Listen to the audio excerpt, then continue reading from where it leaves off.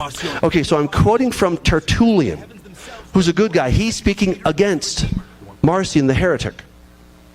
He says, the separation of law and gospel is the primary and principal exploit of Marcion.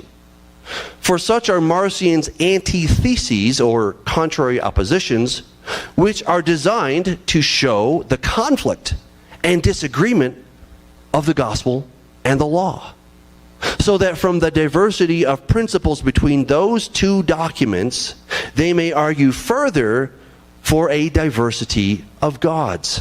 So there was a God of the Old Testament, and there's a God of the New Testament. Now again, no Christian would ever teach that. But how many times have you come across people, they're like, well, yeah, but that was the Old Testament. You know, God back then was kind of a meanie. He really wasn't that nice. But the God of the New Testament, oh man, he's so good, he's so loving. And we're just so glad that we have grace now, like God wasn't gracious before. So these ideas really find their origin in Marcion.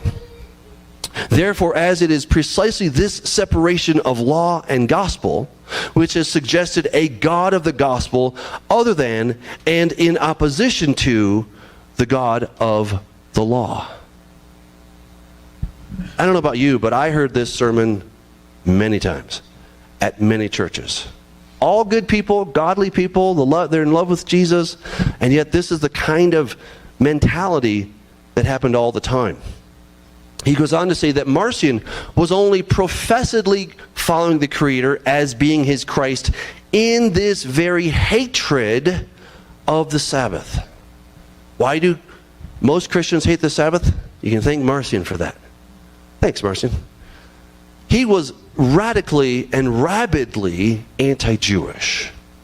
Now again, I don't think that everything the Jews did was right, but this attitude of hating Jewish things and hating this whole idea of the Jewishness in the Bible, that comes from Marcion. Maybe others felt that way as well, but Marcion really brought it to us.